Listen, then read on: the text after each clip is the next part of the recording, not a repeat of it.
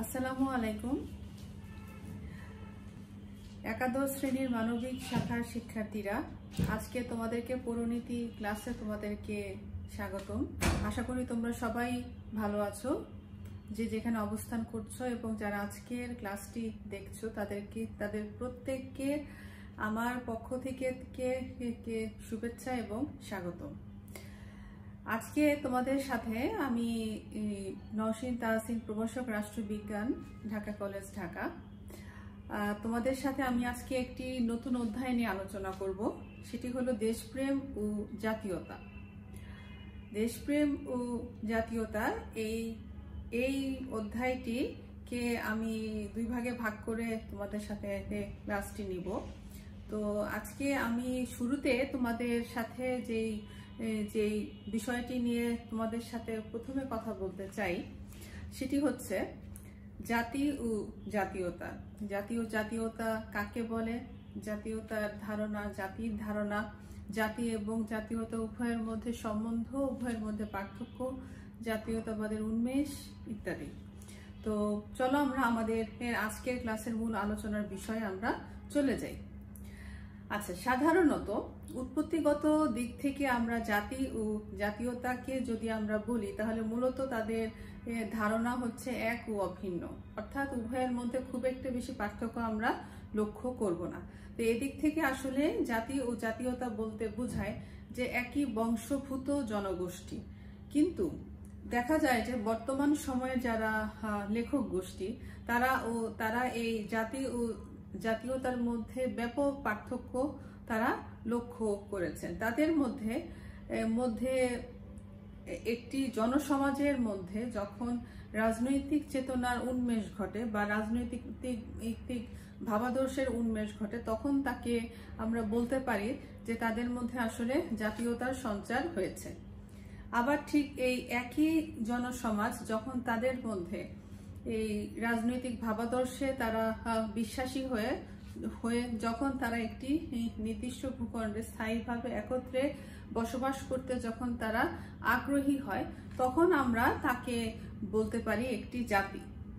জাতি গঠন করতে হলে একটি জনসমাজকে একটি নির্দিষ্ট ভূখণ্ডে, একটি নির্দিষ্ট জায়গায় স্থায়ীভাবে বসবাস করতে হবে। তো জাতীয়তা হচ্ছে একটি চেতনা, আর জাতি হচ্ছে একটি রাজনৈতিক সংগঠন। এই যে জাতীয়তার যে একটি চেতনার যে একটি এই ভাবাদর্শ, সেটিকে আসলে বাস্তবিক অর্থে আমরা একটি পরিপূর্ণ রূপ হিসেবে আমরা জাতি গঠন করতে দেখি। তো ইটালির বিখ্যাত রাষ্ট্রবিজ্ঞানী নিকোলো ম্যাকিয়াভেলি জাতিরাষ্ট্রের সর্বপ্রথম স্বপ্নদ্রষ্টা। জাতীয়তাবাদের উন্মেষ বলা হয় রেনেসাঁ বা নব জাগরণ যেটি, তো সেটির ভূমিকা আসলে এই জাতীয়তাবাদের চেতনা বিকাশ ঘটানোতে একটি গুরুত্বপূর্ণ ভূমিকা পালন করেছে। তো 16 শতকের কে আমরা দেখি যে একচ্ছত্র রাজতন্ত্র বিরোধী আন্দোলন এবং 1789 সালে সিপাহী বিদ্রোহ, ফরাসি বিপ্লব ইত্যাদি আমাদের জাতীয়তাবাদী চেতনার বিকাশকে আরো বেশি উজ্জীবিত করে তোলে। এবং 19 শতকের শেষ দিকে এবং 20 শতকের শুরুতে হলো জাতীয়তাবাদী চেতনায় আর একটি স্বর্ণযুগ আমরা বলতে পারি। অর্থাৎ বর্তমান এই সময়কাল যেটি আমরা পার করছি, সেটিকে আমরা জাতীয়তাবাদের একটি স্বর্ণযুগ হিসেবে আমরা উল্লেখ করতে পারি। জাতীয়তাবাদের চেতনার বিকাশের ফলে ইউরোপ, আফ্রিকা সহ অনেক যারা প্রত্যন্ত যে আফ্রিকার যে সকল দেশগুলো, তারা আসলে স্বাধীনতা অর্জন করতে তাদের সমর্থ হয়েছে। তো এটি হচ্ছে গিয়ে জাতি এবং জাতীয়তার যে একটি প্রাথমিক ধারণা, যেটি আমরা বলতে পারি যে উভয়েরই আসলে তাদের মধ্যে, যদিও তাদের ধারণাগত দিক থেকে আমরা খুব একটা পার্থক্য লক্ষ্য করি না, কিন্তু আমরা তারপরও দেখি যে উভয়ের মধ্যে আসলে একটি মূল যে ভূমিকাগত যেটি পার্থক্য, সেটি আসলে বিদ্যমান। এবং জাতিরাষ্ট্রের সর্বপ্রথম স্বপ্নদ্রষ্টা হিসেবে আমরা নিকোলো ম্যাকিয়াভেলিকে আমরা দেখে থাকি। তো জাতি ও জাতীয়তা যে এই যে দুটি শব্দ, এই দুটি ইংরেজি প্রতিশব্দ হচ্ছে নেশন এবং ন্যাশনালিটি। ইংরেজি নেশন বা এবং ন্যাশনালিটি শব্দ দুটি উদ্ভব হয়েছে ল্যাটিন শব্দ নেশিও বা ন্যাশাস থেকে। এর অর্থ হচ্ছে বর্ণ বা জন্ম, অর্থাৎ উৎপত্তিগত দিক থেকে আমরা বলতে পারি জাতি ও জাতীয়তা হচ্ছে কি একই বংশভূত জনগোষ্ঠী। কিন্তু আমি যেটি বলেছিলাম যে আধুনিক লেখকগণ জাতি এবং জাতীয়তার মধ্যে একটি ব্যাপক পার্থক্য তারা লক্ষ্য করেছেন এবং তাদের মধ্যে জাতীয়তা হচ্ছে একটি মানসিক অনুভূতি বা একটি মানসিক ধারণা, এবং জাতীয়তার চেতনা উদ্বুদ্ধ জনগোষ্ঠীটি যখন তারা একটি নিজেরা স্বাধীন হতে চায় বা স্বাধীন হবার ইচ্ছা পোষণ করে তখনই আমরা তাকে বলতে পারি যে একটি জাতি। তো এভাবে আমরা ইউরোপ আফ্রিকার অনেক দেশ তাদের সার্বভৌমত্ব অর্জন করেছে এবং সার্বভৌমত্ব অর্জন করার মাধ্যমে তারা একটি জাতিরাষ্ট্র গঠন করতে সমর্থ হয়েছে। তো এখন আমরা বিস্তারিতভাবে জানবো যে আসলে জাতি কি। রাজনৈতিকভাবে একটি সুসংগঠিত বা একটি সংগঠিত জনসমাজকে সাধারণভাবে আমরা জাতি বা নেশন বলে থাকি। তো জাতি হচ্ছে নির্দিষ্ট ভূখণ্ডে বসবাসকারী একটি জনসমাজ যখন তাদের একই ভাষা, সংস্কৃতি, সাহিত্য, কৃষ্টি এবং ঐতিহ্যের বন্ধনে সকলে আবদ্ধ হয় এবং সামাজিক, রাজনৈতিক, অর্থনৈতিক অর্থাৎ সকল দিক থেকে তাদের মধ্যে যখন ঐক্য বিদ্যমান থাকে, ঐক্যতা বজায় থাকে, তখনই আমরা সাধারণভাবে সেই জনসমাজটিকে জাতি বলি। এই জনসমাজ জাতীয়তাবাদে উৎসাহী হয়ে এবং রাজনৈতিক সংগঠনের ভিত্তিতে তারা স্বাধীনতা প্রাপ্ত হয়ে একটি স্বাধীন রাষ্ট্র বা জাতি গঠন করতে সমর্থন হয়েছে। যেমন আমরা উদাহরণস্বরূপ বলতে পারি যে আমরা 1971 সালে আমাদের মধ্যে যখন একটি জাতীয়তার চেতনার যখন উদ্ভব হয় আমরা আমাদের নির্দিষ্ট ভাষা, সংস্কৃতি, কৃষ্টি, কালচার, সামাজিক, অর্থনৈতিক সকল দিক থেকে যখন পশ্চিম পাকিস্তানের শাসক গোষ্ঠীর দ্বারা নিপীড়িত, বঞ্চিত এবং সর্বক্ষেত্রে যখন আমরা বঞ্চনার শিকার হচ্ছিলাম, তো তখন আমাদের এই বৃহৎ জনসমাজ অর্থাৎ আমাদের যে বর্তমান বাংলাদেশের যারা জনগোষ্ঠী তাদের মধ্যে সকলের মধ্যে একটি ঐক্যতা বিরাজ করছিল এবং তারা এই শোষণ এবং বঞ্চনার হাত থেকে মুক্ত পাওয়ার জন্য সকলের মধ্যে একটি রাজনৈতিকভাবে একটি সচেতনতা এবং একটি চেতনা বিরাজ করে যে আমরা একটি স্বাধীন দেশ হিসাবে আত্মপ্রকাশ করতে পারি, যেহেতু আমাদের এই পূর্ব পাকিস্তানের জনসমাজের মধ্যে সকল দিক থেকে একটি ঐক্যতা বজায় ছিল। তো এভাবেই কিন্তু আমরা একটি রাজনৈতিক চেতনার জন্ম হয় এবং তার ভিত্তিতে একটি স্বাধীন এবং সার্বভৌম দেশ হিসেবে আমরা আত্মপ্রকাশ করি। তো এটিকেই আসলে সাধারণভাবে জাতি বলে। যখন একটি জনসমাজের মধ্যে রাজনৈতিক চেতনার সঞ্চার ঘটে এবং সকল দিক থেকে তাদের মধ্যে জনসমাজের মধ্যে যখন ঐক্যতা বজায় থাকে এবং তারা যখন একটি নির্দিষ্ট ভূখণ্ডে স্থায়ীভাবে একত্রে বসবাস করতে আগ্রহী থাকে, তখনই আমরা তাকে বলতে পারি যে একটি জাতি।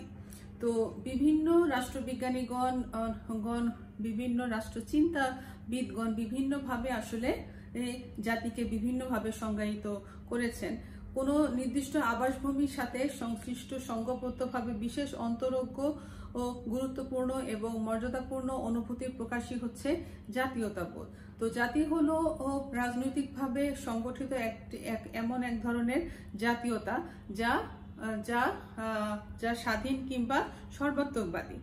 অর্থাৎ আমরা জাতীয়তার যে চেতনা যেটি আমরা দেখি যে সেটি কিন্তু আসলে কখনো চোখে দেখা যায় না, কিন্তু এই জাতীয়তার চেতনার ভিত্তিতে যখন একটি রাষ্ট্র গঠন হয় বা একটি জাতি গঠন হয় সেটি কিন্তু দৃশ্যমান এবং এটি কিন্তু একটি চাক্ষুষ প্রমাণ আমরা পেয়ে যাই যে আসলে একটি চেতনার ভিত্তিতে একটি দেশ বা একটি জাতি গঠিত হয়েছে। জাতি হলো রাষ্ট্র এবং আর কিছু নয়, এটি একটি বিশেষ দৃষ্টিভঙ্গি বলতে গেলে এবং জাতি হচ্ছে রাষ্ট্রের অধীনে সুসংগঠিত একটি জনসমাজ, যে একটি রাষ্ট্র থাকবে, একটি ভূখণ্ড থাকবে এবং তার অধীনে একটি নির্দিষ্ট জনসমাজ একত্রে বসবাস করতে আগ্রহী হবে, সেটিকে আমরা সাধারণভাবে জাতি বলি।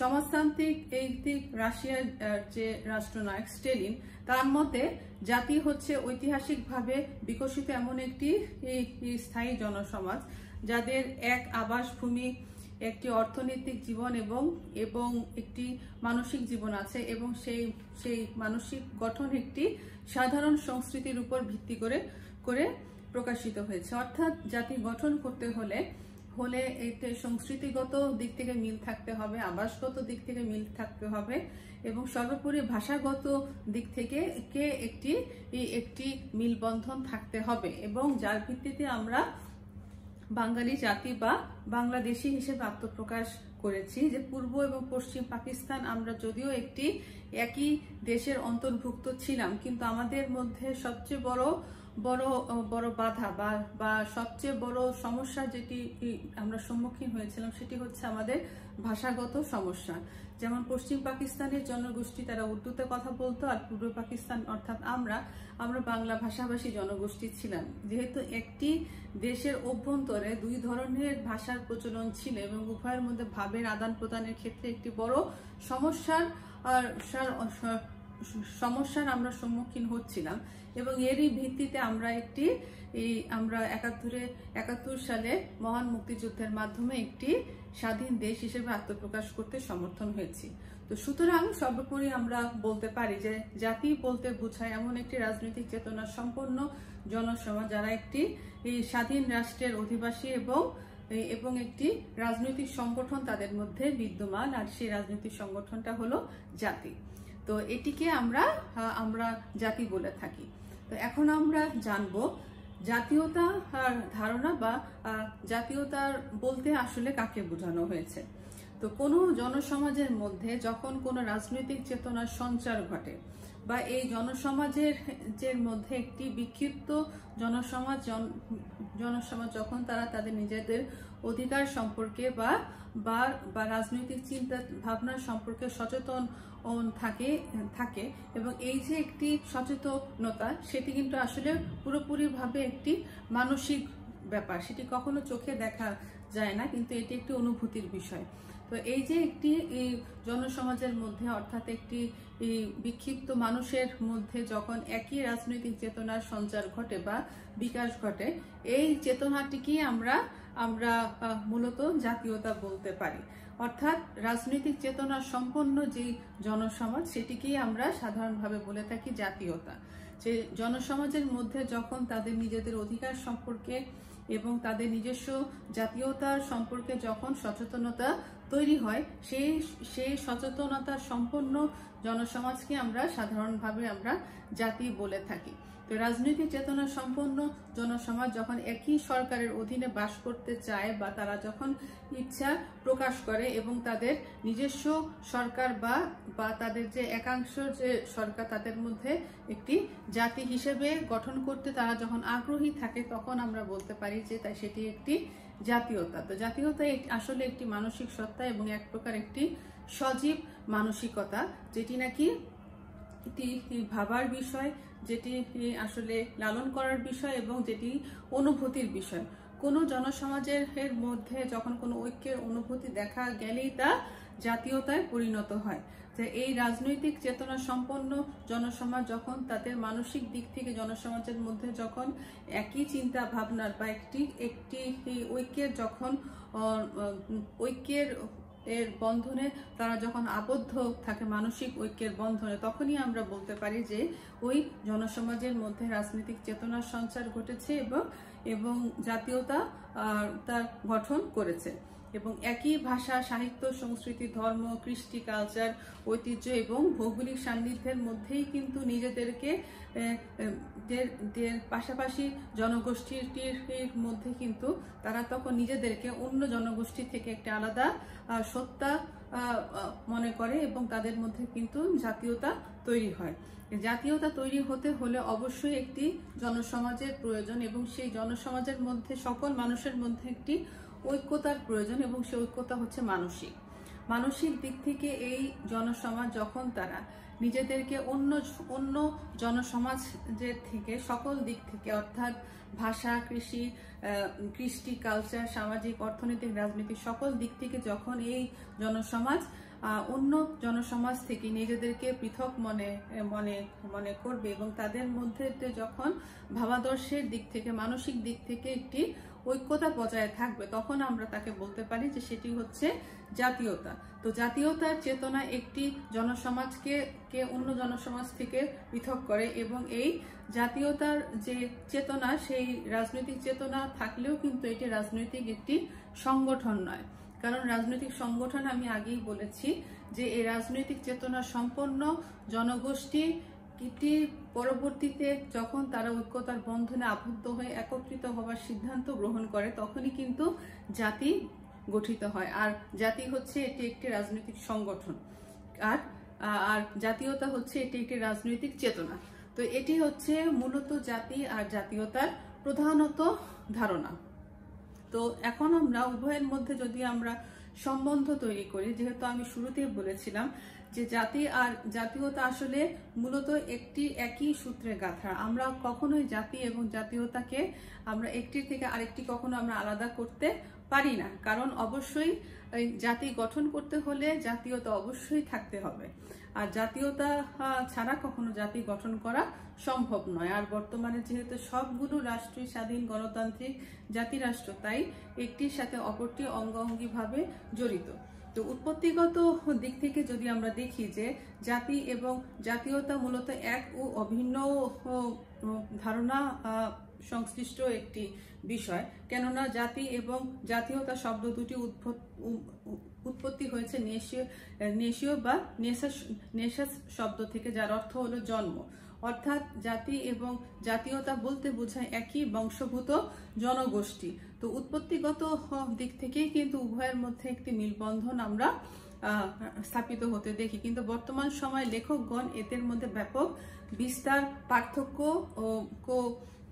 আমাদের সামনে তুলে ধরেছেন এবং তার ভিত্তিতে আমরা বলতে পারি যে উভয়ের ধারণা, উভয় উৎপত্তিগত যদিও মিল আছে, কিন্তু উভয়ের মধ্যে একটি ব্যাপক পার্থক্য আমরা লক্ষ্য করতে পারি। যেমন মূলত তাদের প্রধানত যে পার্থক্য সেটি হচ্ছে গিয়ে জাতীয়তা হচ্ছে জাতীয়তা গঠন জাতীয়তা সমান সমান আমরা বলতে পারি যে জনসমাজ প্লাস একটি রাজনৈতিক চেতনা। জনসমাজ থাকতে হবে এবং তাদের মধ্যে একটি রাজনৈতিক চেতনা থাকতে হবে। আর জাতি গঠন করতে হলে আমাদের যেই জিনিসটি প্রয়োজন সেটি হচ্ছে জাতীয়তাবাদে উদ্বুদ্ধ একটি জনসমাজ প্লাস হচ্ছে কি রাজনৈতিক সংগঠন ও স্বাধীনতা।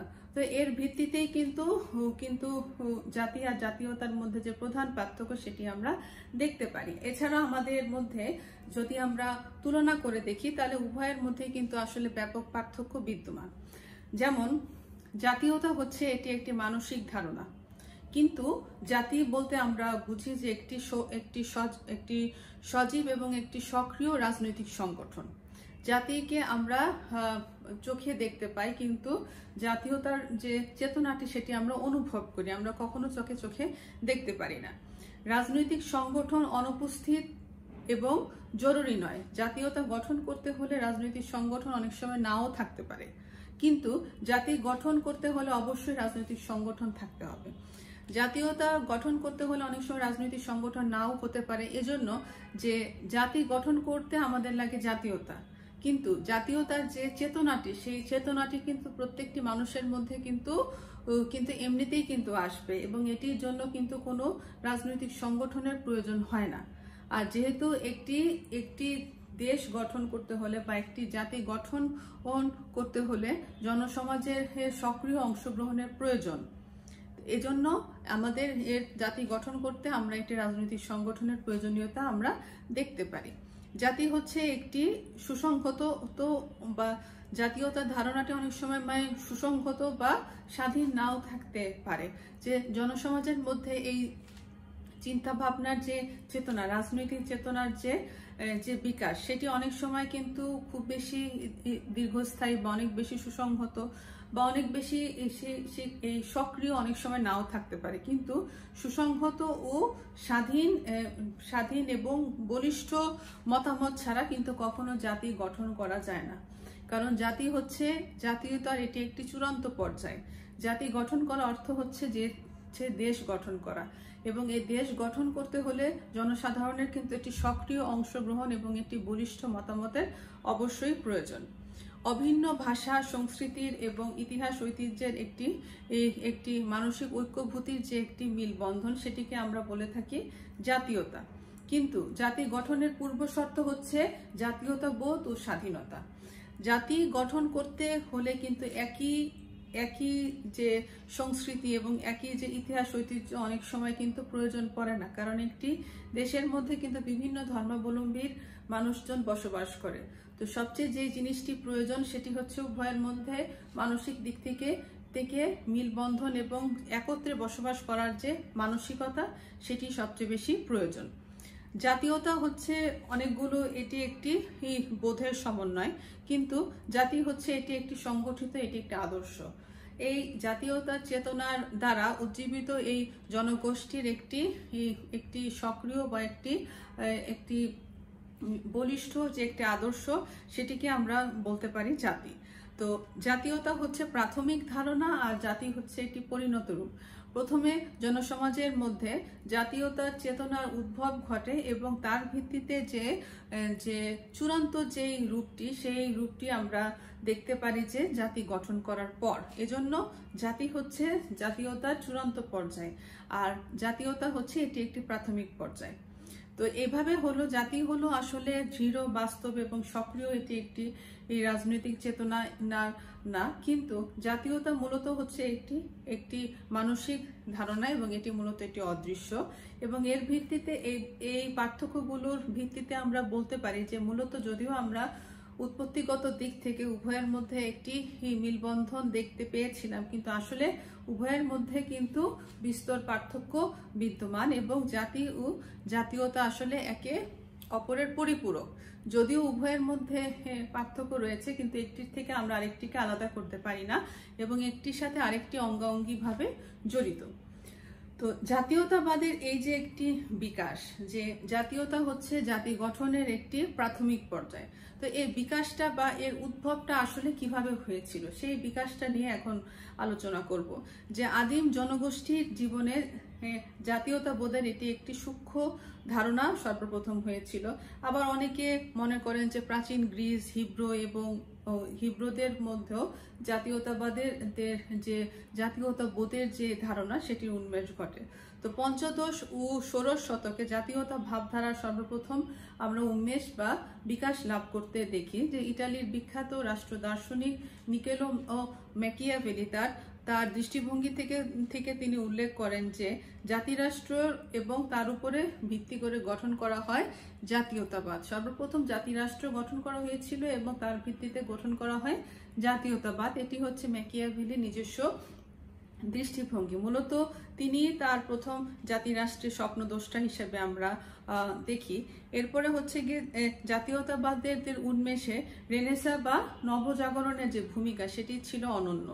তো মধ্যযুগীয় সমাজতান্ত্রিক রাজতান্ত্রিক রাষ্ট্রের পরিবর্তে জাতীয়তাবাদী চেতনার মাধ্যমে জনগণের মধ্যে জাতিরাষ্ট্র গঠন করার যে একটি রীতি, সেটি ষোড়শ শতকে রাজতন্ত্র বিরোধী যে আন্দোলনগুলো, তার মাধ্যমে আমরা দেখতে পাই। এছাড়া হচ্ছে কি 1772 সালে পোল্যান্ড ভাগাভাগির সময় আমরা জাতীয়তাবাদের যে চেতনা জনগণের মধ্যে একটি আলোড়ন তৈরি করেছিল।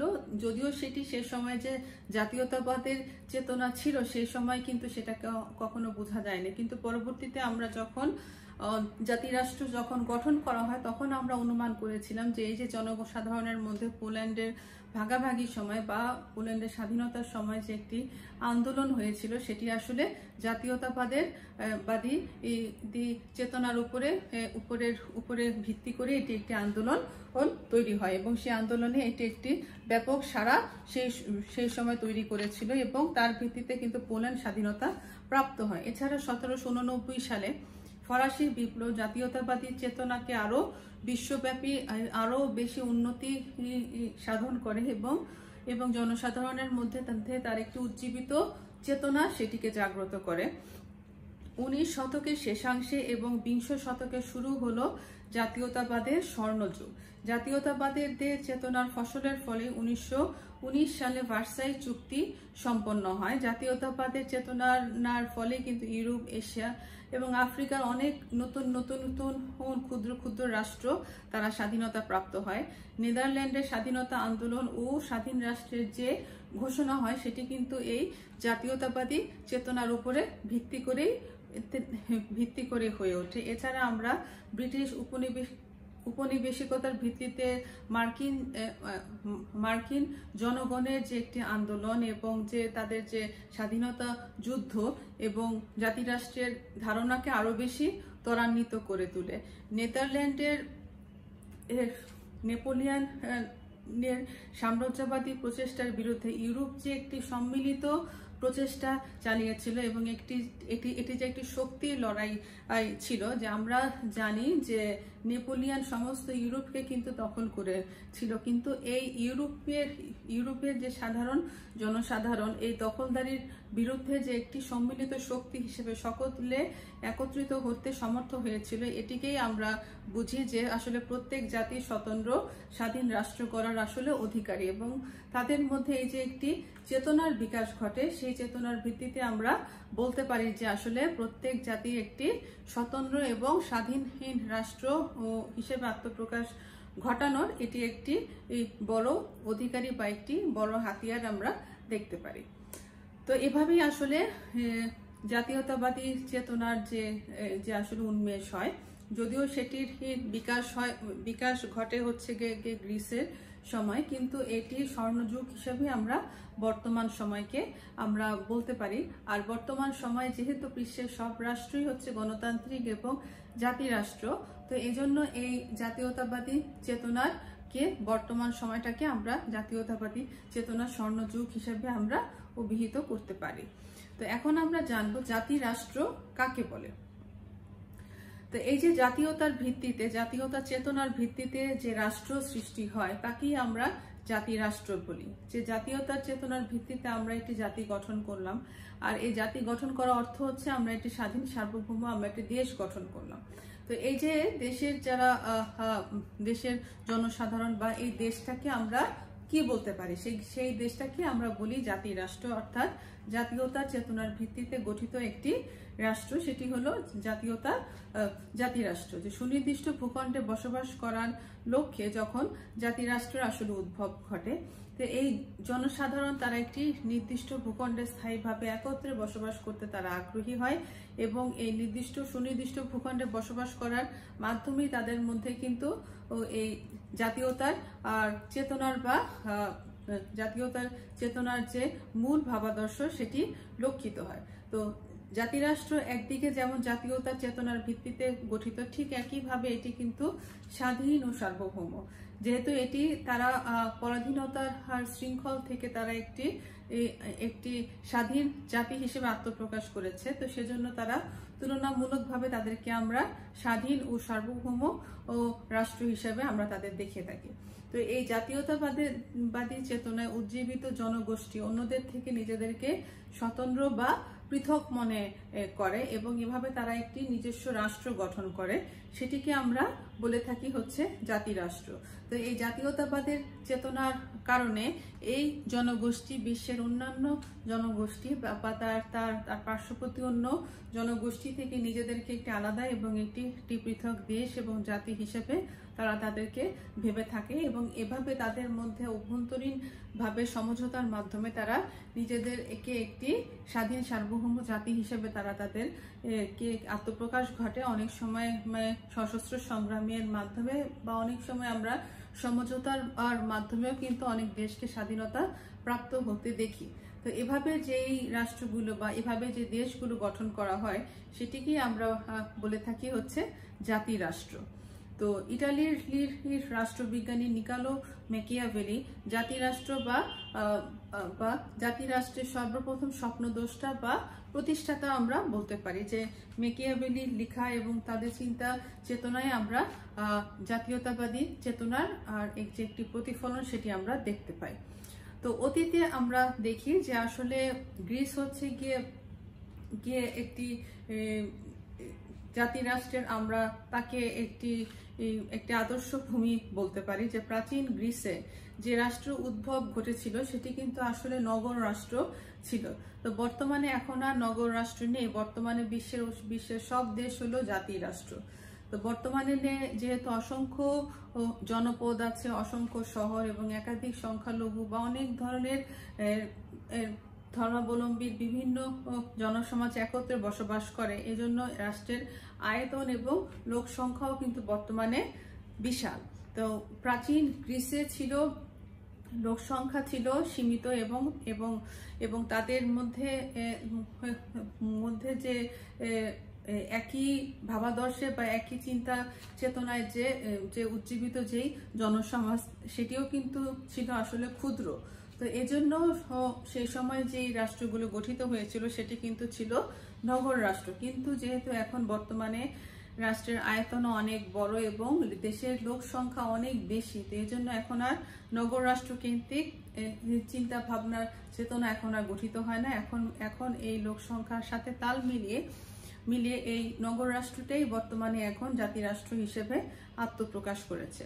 অনেক সময় দেখা যায় যে এইসব রাষ্ট্রে বহু ধর্মের, বহু বর্ণের, বহু ভাষাভাষীর এবং যারা বসবাস করে তারা প্রত্যেকে একই সাথে বসবাস করার মাধ্যমে তাদের মধ্যে একটি সান্নিধ্যের সম্পর্ক তৈরি হয় এবং এভাবে দেখা যায় যে তারা যে জাতি গঠনের যে চূড়ান্ত যে পর্যায়ে এভাবে তারা পৌঁছে যায়। যে যদিও তাদের মধ্যে কৃষ্টিগত বা ঐতিহ্যগত দিক থেকে বিভিন্ন দিক থেকে অমিল থাকলেও কিন্তু তাদের মধ্যে যে জিনিসটি এই সব থেকে একটি গুরুত্বপূর্ণ জিনিস হিসেবে কাজ করে সেটি হচ্ছে গিয়ে তাদের মধ্যে মানসিকভাবে তারা একত্রে বসবাস করতে তারা আগ্রহী থাকে এবং এভাবে একটি অভিন্ন জাতীয়তাবোধে তারা আসলে উজ্জীবিত হয়। তো এভাবে নৃতাত্ত্বিক জাতীয়তা অপেক্ষা আমরা বলতে পারি যে রাজনৈতিক, বেষ্টিক বা ভৌগোলিক যে জাতীয়তা সেটি আসলে জাতিরাষ্ট্র গঠনের গঠনের ক্ষেত্রে প্রাধান্য বিস্তার করে। তো সাধারণত দেখা যায় যে জাতিরাষ্ট্র গঠন করতে হলে তাদের নিজস্ব একটি পতাকা, নিজস্ব একটি সঙ্গীত এবং একটি অভিন্ন জাতীয় লক্ষ্য থাকতে হবে। অর্থাৎ একটি দেশ বা একটি জাতি গঠন করতে হলে, যেমন একটি স্বাধীন সার্বভৌম দেশ গঠন করতে হলে একটি দেশে নিজস্ব একটি প্রতীক থাকতে হয়, একটি জাতীয় সঙ্গীত থাকতে হয় এবং প্রত্যেকটি দেশের একটি অভিন্ন জাতীয় লক্ষ্য থাকতে হয় এবং এভাবেই কিন্তু আমরা জাতিরাষ্ট্র গঠন করতে দেখি। অর্থাৎ একটি স্বাধীন এবং সার্বভৌম দেশ আমরা গঠন করতে দেখি। তো আজকের ক্লাসে আমরা কি শিখলাম? আজকের ক্লাসে আমরা দেখলাম যে জাতি এবং জাতীয়তার যে ধারণা, জাতি এবং জাতীয়তার উভয়ের মধ্যে যে সম্বন্ধ, উভয়ের মধ্যে আমরা পার্থক্যগুলো দেখলাম। জাতীয়তাবাদের যে চেতনা, তার যে বিকাশ, সেই বিকাশটা আসলে কিভাবে হয়েছিল সেই বিষয়টা সম্পর্কে আমরা সবাই অবগত হলাম এবং সর্বশেষ যেই বিষয়টি দেখলাম যে এই জাতি এবং জাতীয়তার তার চেতনার ভিত্তিতে সর্বশেষ বা একটি চূড়ান্ত রাজনৈতিক সংগঠনকে আমরা গঠন করতে দেখলাম, সেটি হলো জাতিরাষ্ট্র।